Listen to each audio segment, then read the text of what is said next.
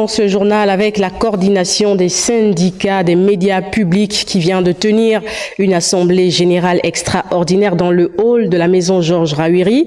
À l'ordre du jour, le compte rendu sur le traitement des postes budgétaires et le statut particulier du communicateur. Steve Issa Méfane, Jean de Dieu Mambondo. C'est important qu'on réécrive ce statut particulier en urgence au mois de mars là.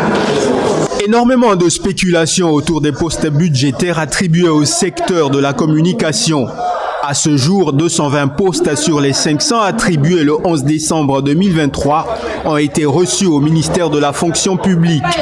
Précision de la coordination des syndicats des médias publics. Les dossiers ont été déposés à la fonction publique hier. Nous avons les preuves et nous remercions notre ministre de tutelle pour l'ouverture parce que les dossiers ne sont pas partis sans que nous ayons jeté un regard. Une assemblée générale extraordinaire très attendue ce jour ayant porté sur le suivi des dossiers d'intégration et le statut des communicateurs.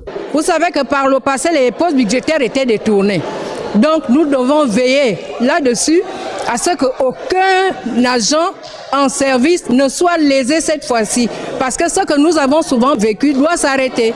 Le statut particulier doit être regardé par le nouveau pouvoir. Une bonne annonce pour les communicateurs qui ont trop longtemps été laissés pour compte. Il y a des bonnes nouvelles concernant les intégrations ou ceux qui travaillent déjà depuis un certain nombre d'années qui n'ont pas été pris en compte. Nos dossiers sont désormais à la fonction publique, qui sont en train d'être examinés.